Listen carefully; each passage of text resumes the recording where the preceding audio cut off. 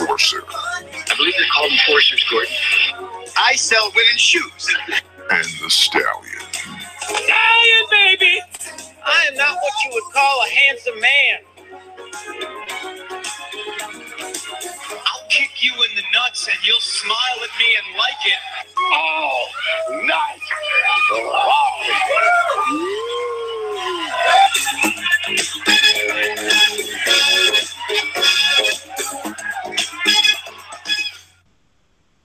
Welcome back to another episode of the All Night Long Wrestling Podcast, live via satellite. Some might even call that a remote. With this guy right here, Enforcer, talking to that guy over there, the Stallion, live via satellite. And you know, it's not the same as us being in the same place together. Your deadpan look of disgust to me and condemning? How do you say that? What's the past of that? Condemnation? I was going to say condensation. That's not it? I think that has to do with liquids. I don't know if that's what you were going for. But there's a joke in there I'm going to make, but I'm not going to do it, buddy. It's a new year for the All Night Long Wrestling Podcast, and it's a new year for the Enforcer. I'll tell you that much. Okay. So we have, listen, year's coming to an end. We, Thank God. 17, what? I'm sorry. What'd you say, buddy? What happened? I didn't say anything. Go ahead. I'm sorry. I didn't mean to interrupt. No. It sounds like you said thank God. Somebody said it. May or not have been me. I'm not sure. Might have actually been God himself at this point. I don't even know. So, yeah, listen, 2017's coming to an end. Football sucks. Fantasy football sucks. Wrestling's mediocre. Music sucks. And movies suck. Did I cover it? Yeah, I can see our listeners growing as you went through all those. So. Well, listen, at the end of 2017, everybody does the year in review. You do the recaps. You do the top 10s. But we are not any better than that. Because next week, we're going to do the all-night awards for 2017. That's right. Your favorite and mine is back with the all-night award show. We're going to be talking. Yeah. I'm sorry, what? The ANA? The ANA? Yeah, the all-night awards live, actually, I think it is. Okay. Well, we could probably get that trending pretty easily. So, how would you pronounce that? The anal. No, I think it's anal. No, is it anal? Anal? No. Nope. Still think it's anal. But either way, next week the anal will be on. Man, this just comes to us. Oh boy, jokes are flowing. So we're talking next. Well, maybe not next week. Early next week, a couple days from now. Today's we're looking at Friday the 29th. Merry Christmas, buddy. Belated Merry Christmas to you. The same to you. I want to let you know. I know we're not doing gifts. I got you something. That's inappropriate. That's inappropriate. That's a shoot. Nope, that's a shoot. I actually picked something up the other day. It was completely by accident. I didn't go out looking to get this. It just fell into my lap, and I thought right now is as good a time as any. So I'd like to get that to you in the coming days. Oh, I appreciate that. That's very kind of you. That's you didn't have to do that. I feel like a piece of garbage. But thank you. No, it's okay. Since I bought this house, I actually have nothing but money. So what I like to do is just spend it in the most fruitful ways possible. So, listen, spend. Yeah, as we're saying, next week we've got the anal show coming up. That's oh boy. That'll get us trending, right? Yeah. All Night Awards 2017. Look, I would say probably Sunday or Monday. We're not sure. We're gonna workshop that. But it seems like we're not the only media mogul coming out with 2017 lists. Hot off the presses, as of 3 hours ago, Sports Illustrated has given their top 10 wrestlers of 2017. Now, I am privy to this information. The Stallion is not privy to this information. So what I want to do is I want what they call the hot take, right? Yeah, hot take. Shoot comments. That's what you're looking for, right? I want you to shoot hot take comments on what I'm about to. You already know who number one is. I told you that. Number one is Kenny Omega. I know you're not a big fan of Omega, but at least he's done things in this year to earn him number one. Wait till I get to the rest of this list, and then you'll All right, right off the top, there's a notable omissions. I want one-word answers to each of these notable omissions. Okay. Okay. First omission: Finn Balor. Understandable. Nakamura. Justified. Naito. Oh man, Naito. No Naito, huh? That is. I would say that's strange. That would be the word I would use for that. Strange. Okay, just gets better. Christopher Daniels. Fair. Okay. Hiroshi Tanahashi. Um, that's acceptable. I can accept that. Brock Lesnar. Again, I can accept that. Acceptable due to his limited schedule. Sorry, that's not a one-word answer, but I'm just giving you the. No, the I'll follow-up. go with that. And the last notable omission after all those names is Trevor Lee. What?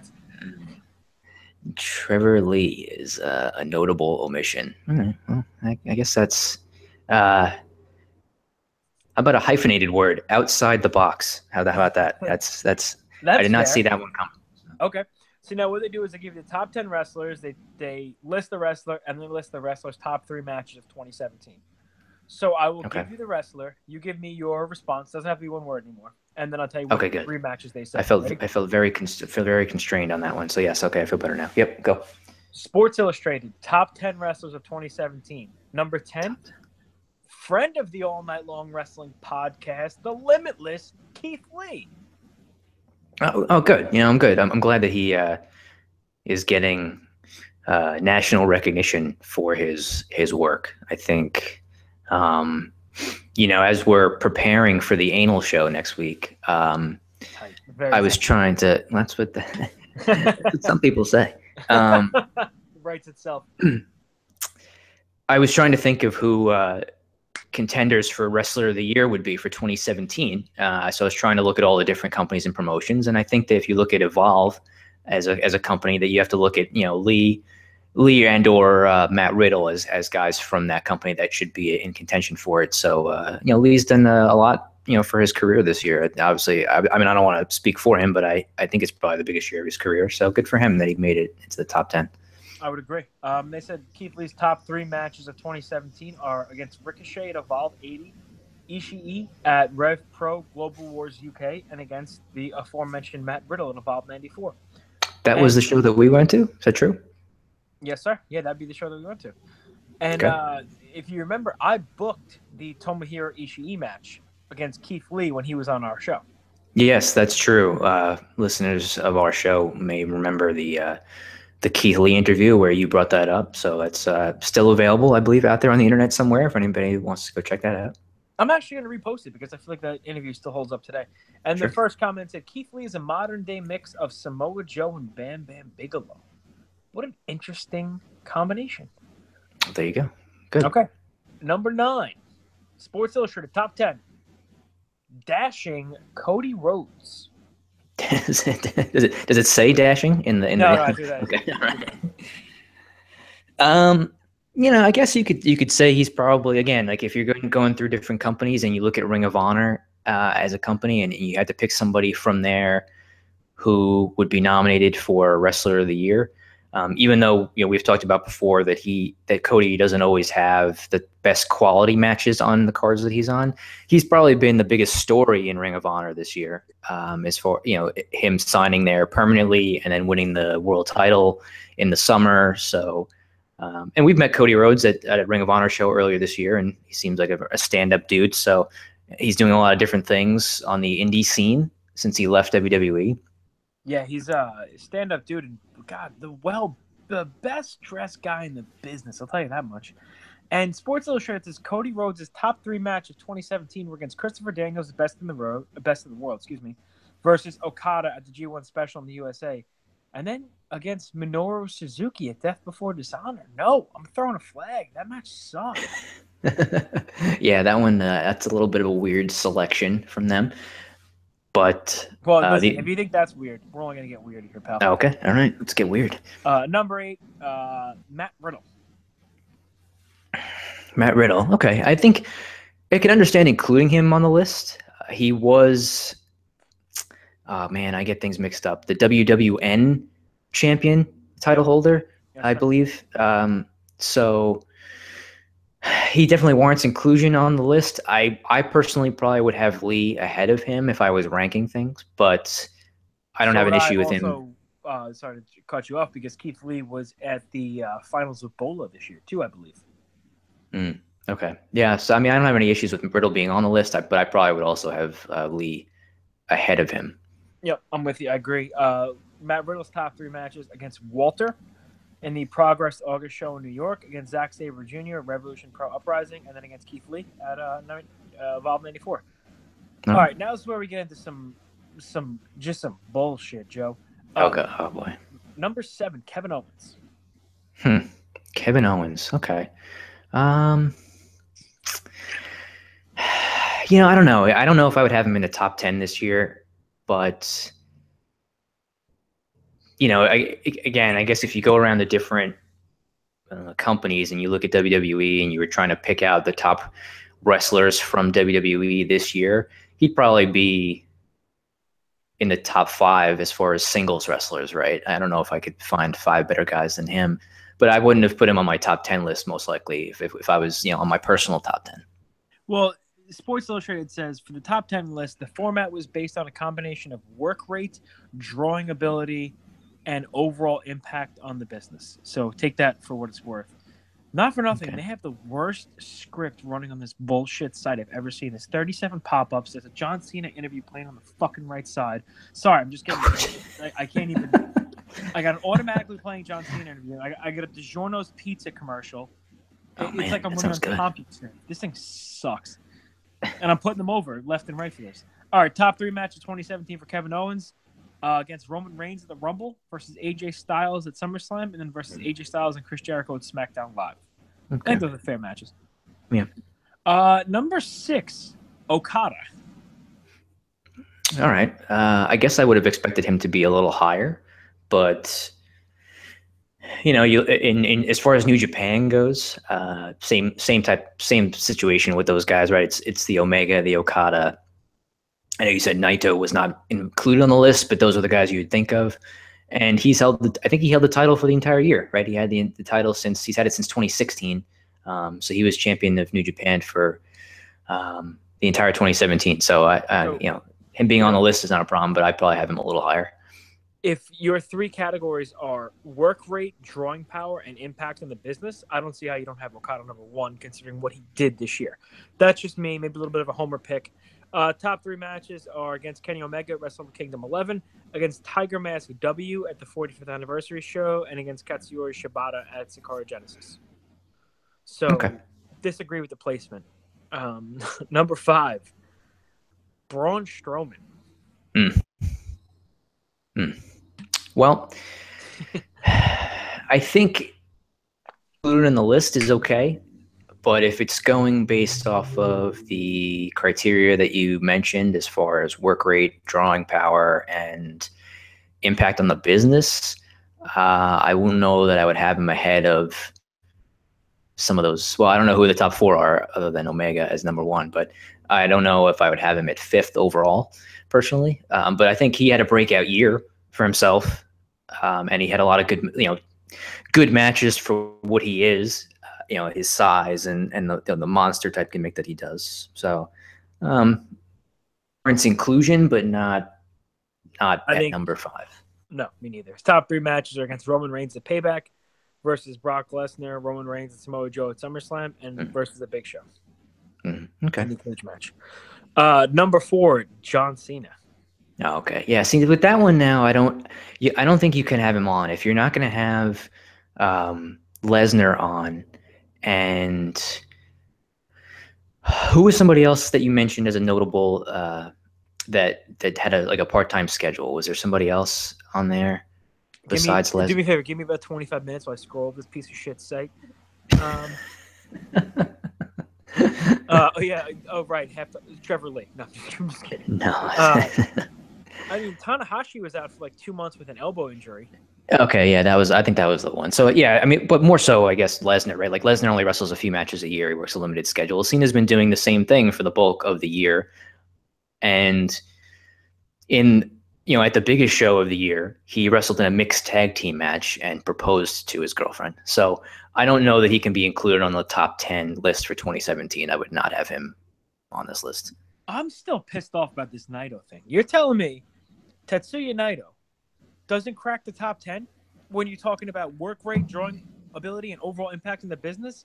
Los Ingobernables de Japan are almost as popular as the Bullet Club, and he's the head of it, and he won the G1. I think that we should tweet Sports Illustrated from our podcast account at All Night Long WP, and maybe see if we can get some conversations going about this, because I feel like the inclusion of Cena and the omission of Naito is a glaring issue with this list, and it needs to be rectified immediately. Well, Roman Reigns is number 3, so I'm cool with Roman on this list. I don't mind that. I mean, I know he had a couple of situations this year where he was either injured or he was sick or whatever the situations were. But the mumps, I think, perhaps mononucleosis. I'm not sure. But he chlamydia. I think I heard that. Chlamydia. Yeah. That's kind of Clemasty, right? Was that one? Type. But he should be on the list in top 10. Again, I don't know if I would make him number 3, but if I'm picking out guys from WWE, I would certainly have him in the top 10. I mean, he is a good worker. At least in my opinion, I think he's a good worker. He's had a lot of big matches. He's been a featured guy for them. So like him or not, I think he's solid. He's a good. Probably in a list of the top of the guys from WWE. I'd have him on the list. I'd probably have him above Owens and Strowman from a WWE perspective, but I would not have him. I mean, I wouldn't have seen on the list at all, and I probably wouldn't have him above Okada. Agreed. Number 2, AJ Styles.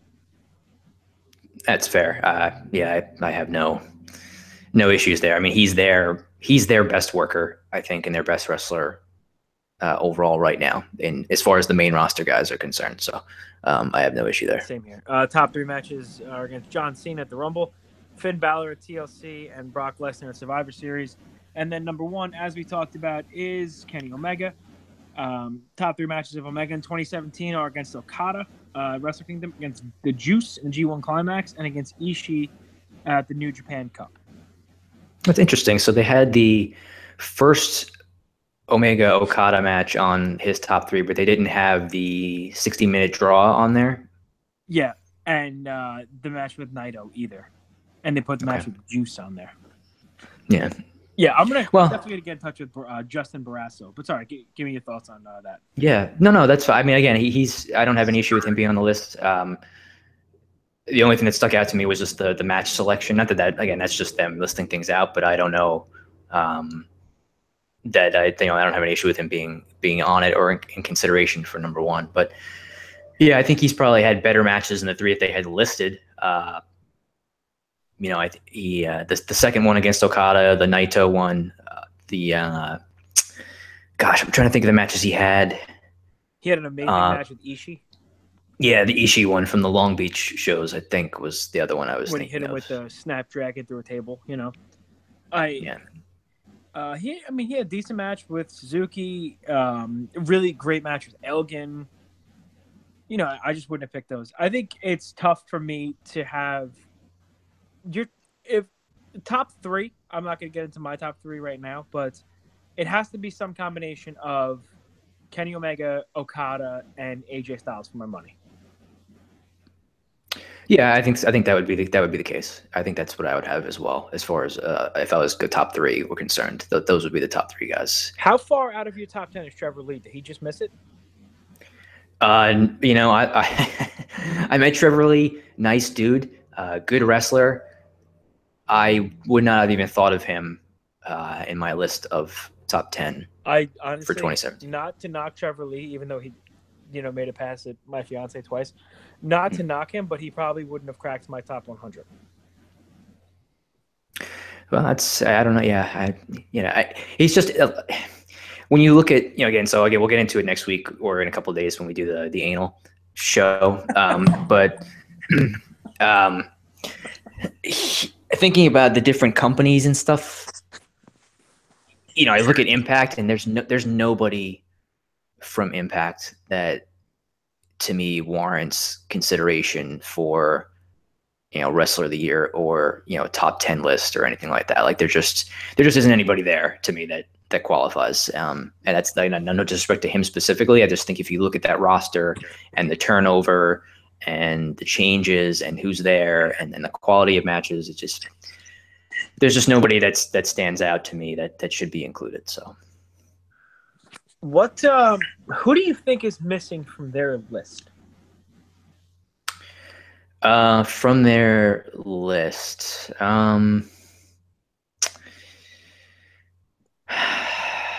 don't know. Yeah, I don't know. I'm just looking at like WWE guys, right? So I think Reigns is on there as being good. You could probably make a case for Rollins if you're going to have some of the other guys that they put on there. I was thinking Bobby Roode. Yeah, I was looking at the NXT guys, right? Like Roode. You could make a case for Roode. Samoa Joe. I know Samoa Joe was kind of, again, he had a couple of things this year where he was out for brief periods of time. So you can make a case for him. I don't know. I'm trying to think, from SmackDown, like you can't really include guys like Orton or Wyatt. I would not include Cena.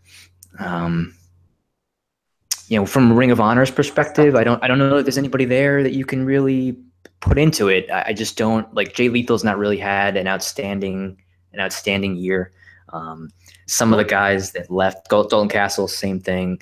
Guys like Cole, Fish, and O'Reilly had breaks.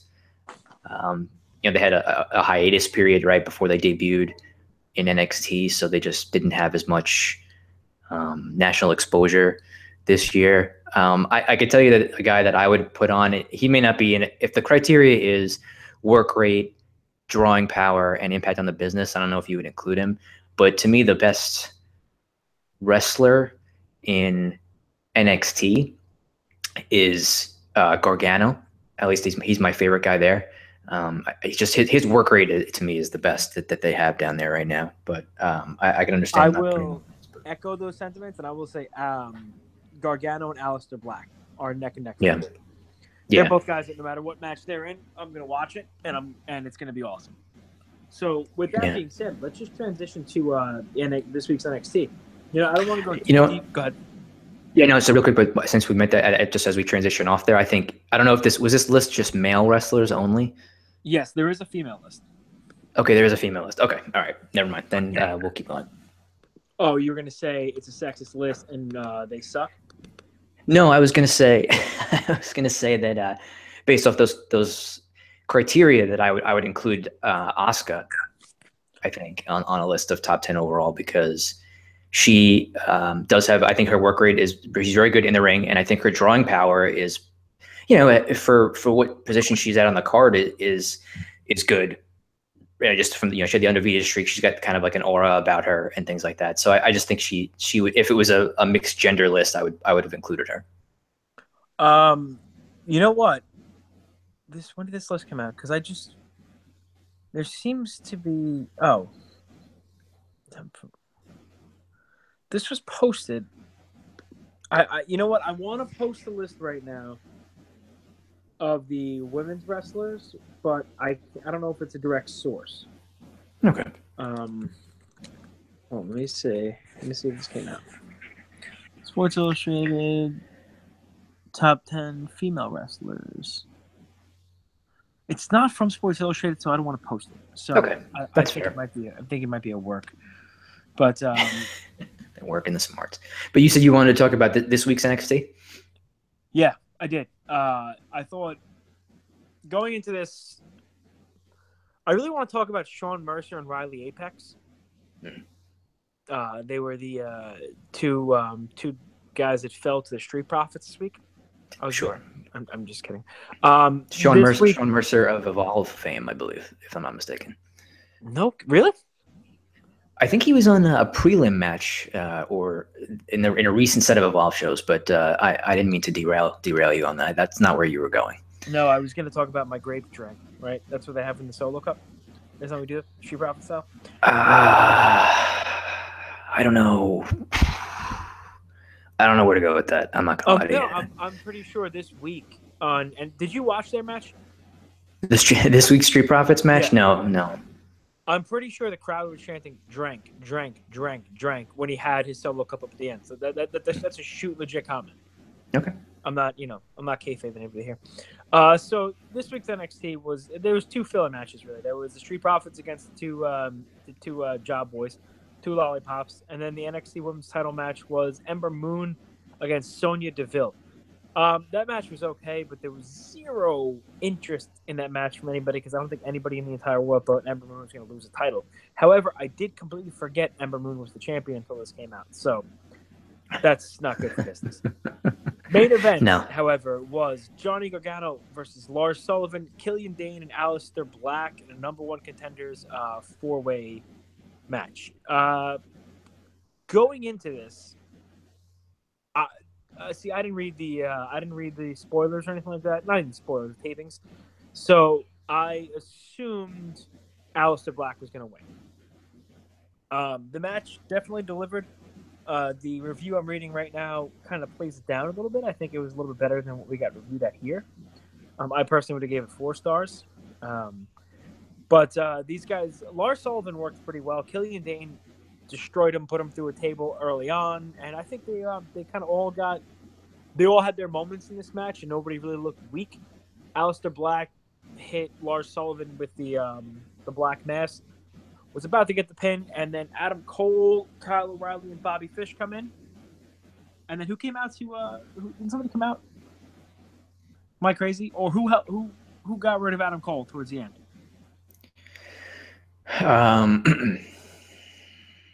I'm trying to remember. Was it a Gargano took out Cole with a dive? That's what. Okay, all right.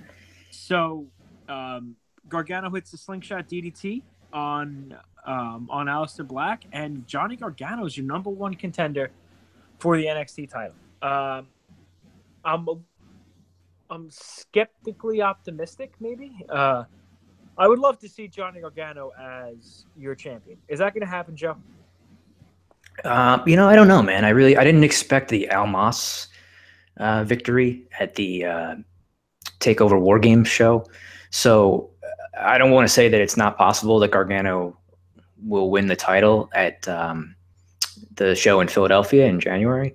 But if I was going to guess now what my prediction is, I would say that he would not win it. And, I don't know if Tommaso Ciampa is ready to come back or not, but my understanding is that he's getting closer. So, I don't know if he's capable of either interfering or perhaps causing Gargano to lose as they maybe set up a one-on-one match with those guys for a future show. But that's what I'd be thinking right now if I was predicting off the top of my head. Yep, I was thinking the same thing. I was kind of hoping that Gargano wins it and then Ciampa challenges them, and then you could have Gargano versus Ciampa at the WrestleMania weekend show. But as far as the match quality goes, I thought all these guys really it wasn't one of those matches where one guy lays on the outside. I mean, yes, Lars Sullivan was down for like a good 4 or 5 minutes when he took the bump from the table from Killian Dane, but he's a big dude, and I don't think he's ever been in a match like this. So I thought all in all it was a pretty good match. Yeah, I think those guys, they all perform well. The match is laid out nicely. The Gargano win, I think for those who didn't read the spoilers, was probably a bit of a surprise and unexpected. But I don't have any issue with the outcome. It seemed like they set up, like you're saying, they set up some different things. It seems like they set up maybe Killian Dane and Lars Sullivan possibly. They're setting up Aleister Black and Adam Cole, right, potentially. And then they've got Gargano and Almas now as the title match for the Rumble weekend show. So, if all those matches, happen, and that's your card for January, that's a pretty good start, I think, at least if for 3 matches, right? If you're looking at Gargano versus Almas for the title, Cole versus Black, and Sullivan versus Dane. Those aren't bad things. I think that's not a bad start, and that doesn't even include a women's title match or a tag title match, which should both be good matches as well. And any word on what Roderick Strong's going to be doing? Not that I've seen. I think I forget what next week's show is, if it's a year interview thing or not, but they're taping shows from, I want to say, Atlanta in the first week in January. So maybe there we'll find out some more if he's going to be on the card or not. I'm guessing maybe it'll be Fish and O'Reilly versus the Authors of Pain. Predict, but I'm not. That's just me speculating. Or unless they do Fish and O'Reilly versus Authors of Pain versus Sanity, which is another option. Mm-hmm. Yeah, they could do that. They could do a triple threat if they wanted to put them in there. Yeah. So, I mean, either way, like you said, the show is definitely stacking up. I mean, it's got great talent on there. I'm really enjoying NXT of Honor in 2018. Sure. Yeah, I think we're all looking forward to it. Yeah, for sure. There was a lot of stuff that happened in the 37 hours of WWE TV this week. I don't want to go too deep into everything. So I guess I'm going to touch on just a quick couple of things. Who thought Jason Jordan and Seth Rollins were a good idea? My understanding of that is, I guess they changed plans for Jordan based off of the Ambrose injury. That's the only thing I've read to this point. So I don't know. I guess the other option I read, again, I don't know how true any of that is, was Finn Balor was an option for that spot to team with Rollins, but they ended up going with Jason Jordan. I guess they seem to like Jason. Obviously, they seem to like Jason Jordan a lot, so that's why they went with him. That's the only thing that I know. Do we know who made that decision so I could call them? I can only assume the answer is Vincent K. McMahon. Yeah, I would definitely much rather see Jason Jordan than Finn Balor because he's doing so much besides squashing Kurt Hawkins every week. Brutal. I don't know. What else happened on Raw? Anything you want to talk about? No, I didn't really. I mean, for the Raw and SmackDown aspect of things, it just seemed like more of the same. SmackDown, they're just continuing to build the Shane and Dan O'Brien storyline, which I don't want to. I guess is going to result in one of them turning heel. Shane seems like the more likely person that would do the turn. I don't know what the end game for it is, if it's going to be Shane McMahon versus somebody of Daniel Bryan's choosing at WrestleMania, since they don't seem to be letting Daniel Bryan be cleared to wrestle. But other than that, they just keep doing things to further that storyline. It ended up Kevin Owens pinned AJ Styles right in the main event as a result of a distraction that was inadvertent or whatever.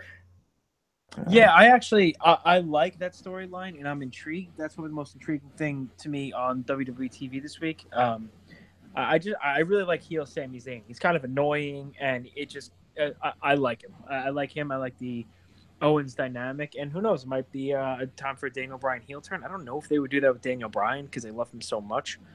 And with all the stuff he does outside the TV show, like the Connor's Cure, that kind of stuff. So I don't know if it's like a John Cena thing where they're hesitant to pull the trigger on that now. But I think him turning heel would still be very over with the crowd. So either way, I think that there's money in both sides.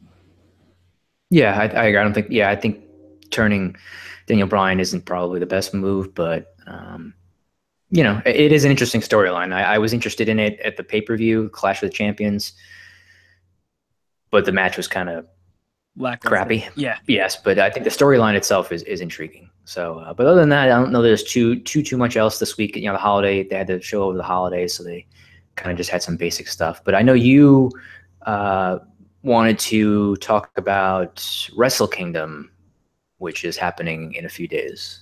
It's going to be happening January 4th at 2 a.m. American time, Eastern Standard Time.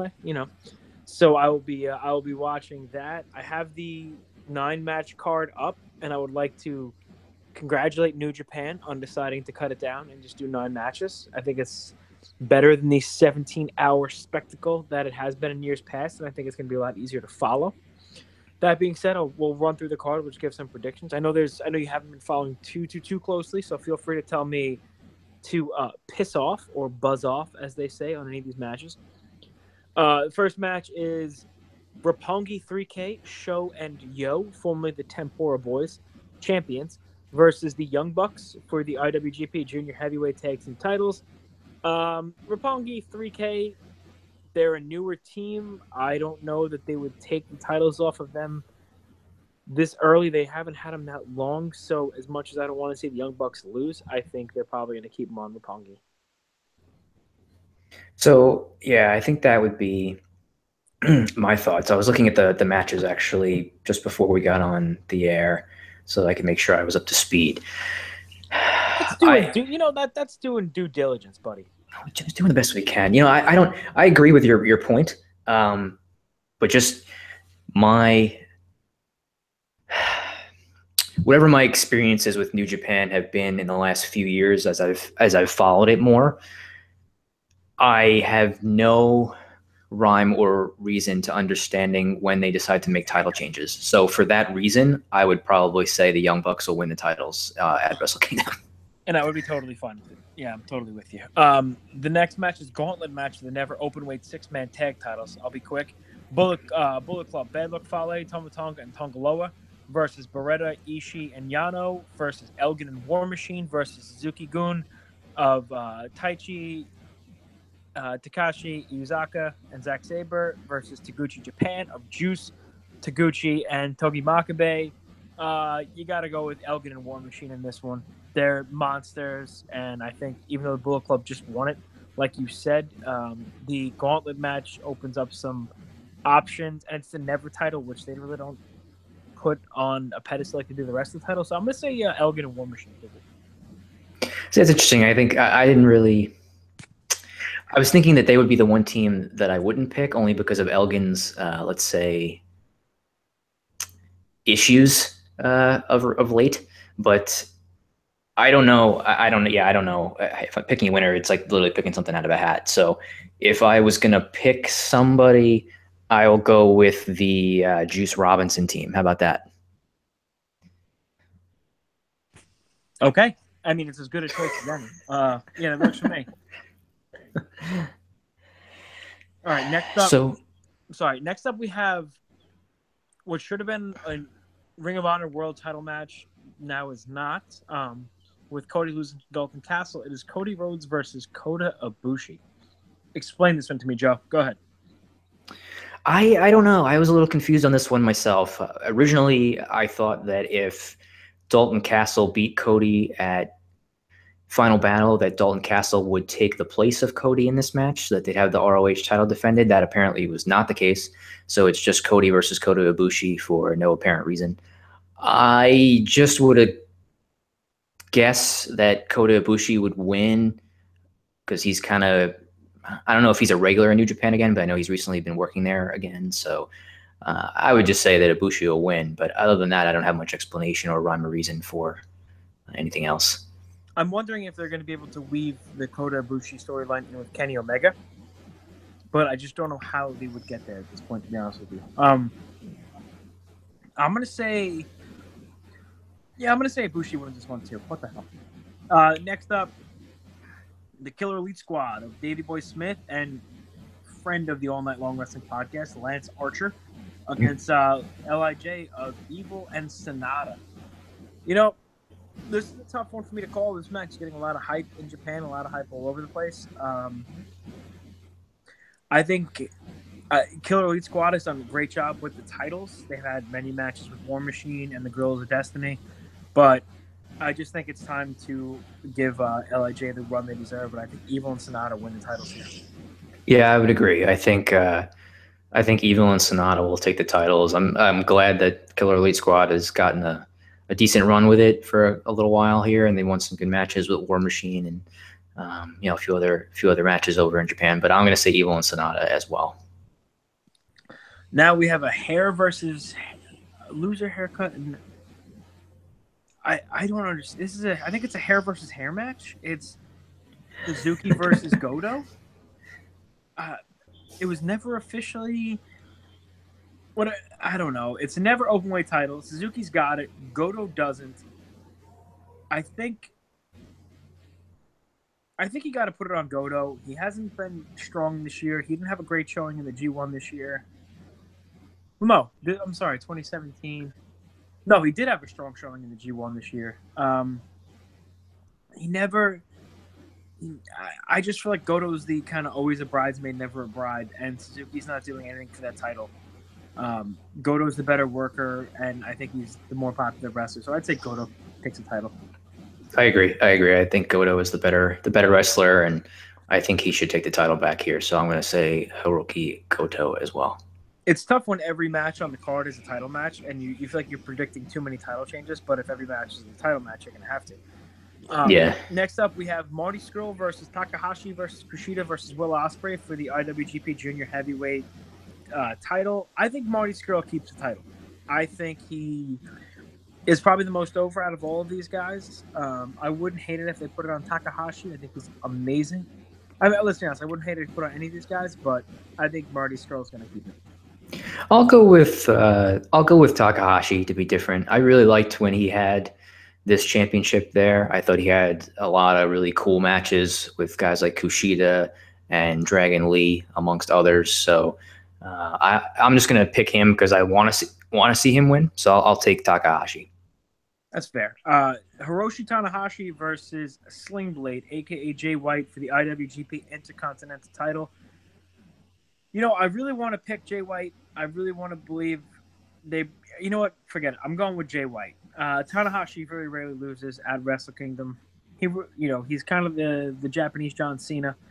But to me, Jay White went on excursion, and he came back, and you got to put the rocket on him, and there's no better way to get him over than for having beat Mr. Ring of Honor. So I'm going Jay White. Yeah, that's kind of was my logic on it as well. Normally, I would say if I just was looking at these two facing each other, that I would pick Tanahashi probably 9 times out of 10. But since they're just kind of re-debuting Jay White under a new gimmick for him in New Japan, I'm going to say that they pull the trigger and give him the title. You know, maybe Tanahashi takes it back from him at a show, a couple months down the road. But I think that when you build somebody up like that, unless they don't have any big plans for him, which I'm assuming that they do, then I think he wins. So I'm going to say Jay White wins it. And they're really good at building guys. Like when they send guys on excursion and they come back, they're very good at continue. Like look at Naito. Naito is a perfect example of that. So I really hope they do the right thing with Jay White. Next, we have the match with probably the biggest build, and that's Kenny Omega versus Chris Jericho. It's a no DQ match for the IWGP United States Heavyweight title. My gut says it's got to be Kenny Omega keeping the title.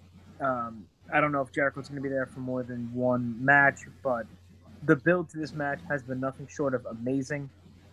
It felt like an old school, mid-'80s, real deal feud where the two guys don't like each other. It got personal, it got physical, and I love every single ounce of it. I think Chris Jericho is going to have a great match with Kenny Omega. I think Omega is the perfect opponent for Jericho because he's going to bump and sell his ass off, and I am stoked for it. But I'm saying Kenny Omega keeps the title. Yeah, I think Omega will keep the title as well. I don't know. Obviously, I don't know much about Jericho's agreement or how long he's going to stay with New Japan or how many matches he's going to do. He's very good, of course, at keeping that stuff a secret as much as possible. But I think they have done a nice job building up the feud, and they're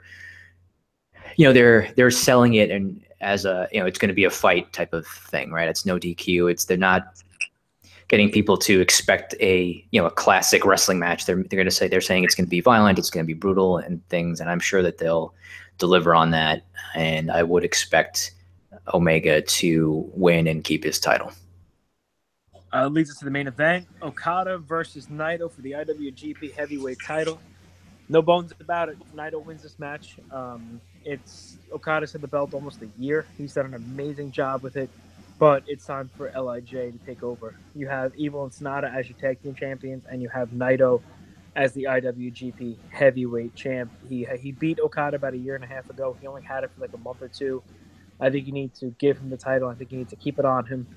And I think, you could do Bullet Club versus LIJ and stuff like that, no problem. But Naito walks out Wrestle Kingdom 12 as your champion.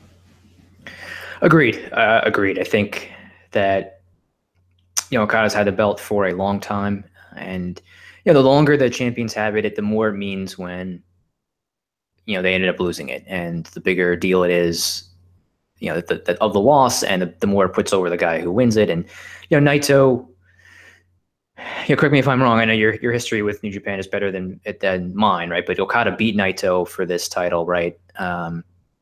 Yes. Yeah, in 2016. So, and he's had it all the way since then, and Naito winning the G1, and I think it's just the time for it to come full circle, and for Naito to win the IWGP Heavyweight Championship. So I'm also going to pick a title change here and say Naito walks out with the title. Nice. I mean, looking at this card top to bottom, this is probably the cleanest, no filler New Japan Wrestle Kingdom card I can ever remember. Yeah, there's not a lot of random 6-man tags. I know they're going to do it looks like they're going to do a New Japan Rumble or something, maybe on the pre-show or whatever it might be. But that's fine. That's one pre-show match isn't going to hurt anything. But yeah, having 9 matches on a main card is totally fine. And I'm sure it'll be a longer show. It won't be longer than 3 hours, but it's, as long as it's only 9 matches, it's not like 12 or something like that. It's a little bit easier to sift through. So I think it seems like it'll be a good show, and hopefully some people will be illegally posting videos of the matches on Daily Motion, so I can check those out. And there goes our Daily Motion sponsorship. It's a long time coming. We had a good run. I'm pumped for the anal next week. I mean, I think everybody is. A lot of people have been talking about the anal. It's just something that people look forward to. I've talked to a lot of. I talked to a lot of.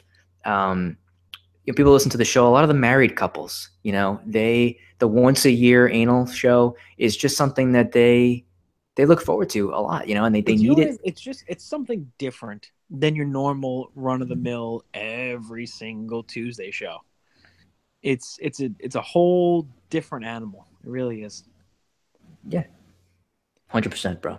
Well, speaking of animal, I want you to tune into the All Night Awards live next week.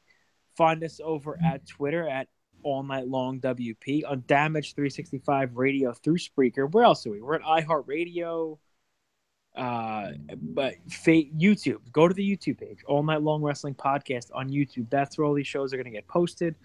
Facebook.com/All Night Long WP. We're all over the place, bro. Worldwide. We're all over the place, all right. That's for sure. Boats and hoes, Joe. Boats and hoes.